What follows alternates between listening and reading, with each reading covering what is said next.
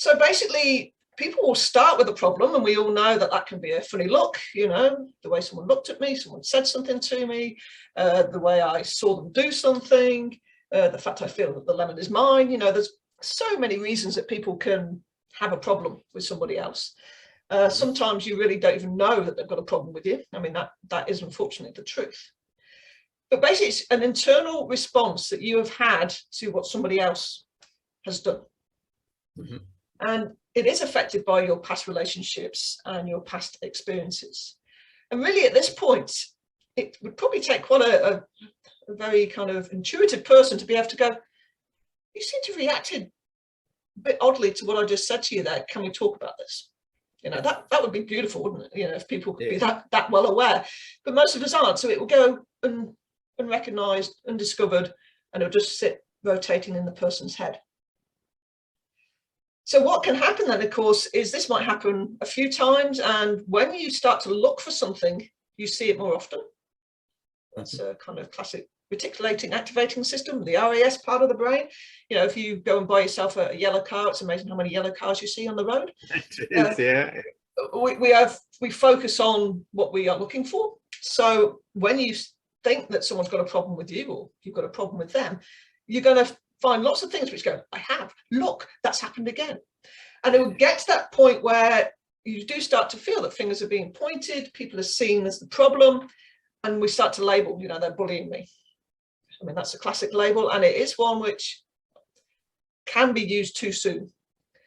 But we haven't really got any other labels to sort it. You know, if people complain about somebody else, they'll get told to go and talk about it. And that's what I was saying, that's part of the problem we have at the moment with our systems. Because if you raise a question or say, I'm not getting on with, generally you'll be told to go and sort it like an adult. But you won't necessarily be given that support to do so. And the only way you get the support is if you make a formal complaint. Then you'll be given the support to do so, by which time you've already damaged the relationship. So if people do start to realise that someone's got a problem, and he's saying they've got a problem with me, but they haven't said anything, so I don't know what I've done. You know, what have I done? You know, what have I said? And people are in that kind of confusion state, so they get quite defensive. It's like, well, I've not done anything. They've not said anything to me, so I'm not apologising because I don't know what I've done. And so you get that kind of push back, and it's like, well, if they can't see what they've done wrong, I can't talk to them because they should know. You know, we get this spiral of conversation where you just kind of, you know, want to smack your head against a brick wall, because actually the solution is so simple that you basically borrowed their pen off their desk and forgot to give it back, even though you said you would. You know, it can be that simple, that the initial spark of the problem would have been solved dead easily if people hadn't got to this problem, you know, this escalation thing. So again, any of these little points, if you've got someone who's got some conflict resolution skills or ability to kind of talk to people about what they're thinking about, you can be that devil's advocate to actually kind of say, well, have you thought to ask them?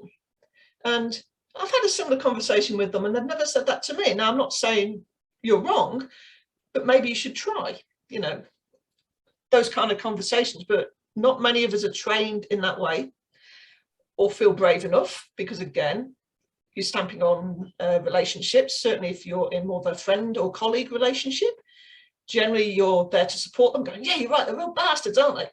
You know, people don't tend to like the person who goes, well, have you thought about them?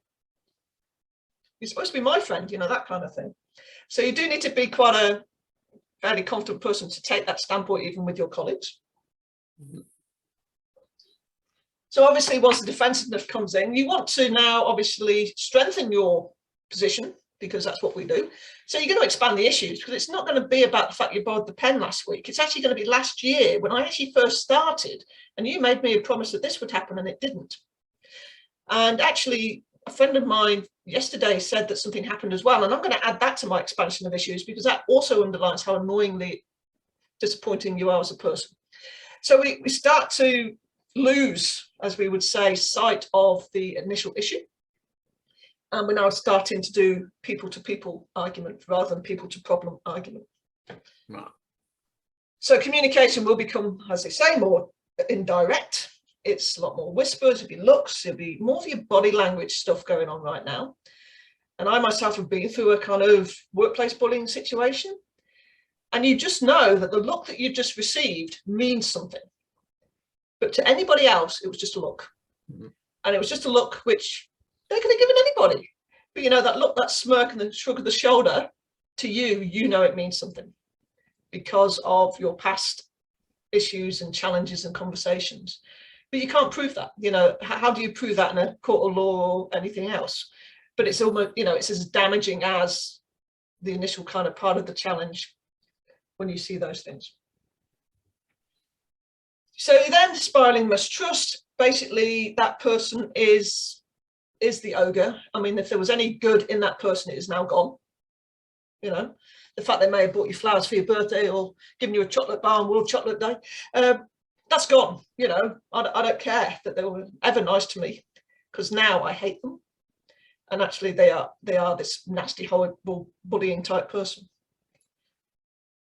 And eventually in a workplace situation, if it gets to this kind of point and it's not being addressed in any way, shape or form, you're going to have almost the classic kind of us and them mentality, maybe people often see between like management and lower down and shop floor staff. But even within a team, you'll get that kind of polarization of, if you're not with me, you're against me, and that kind of stuff. And in which case, by that point, the culture of your organization is going to be struggling. And it may have come from one issue some time ago, which someone wasn't supported to have a conversation about.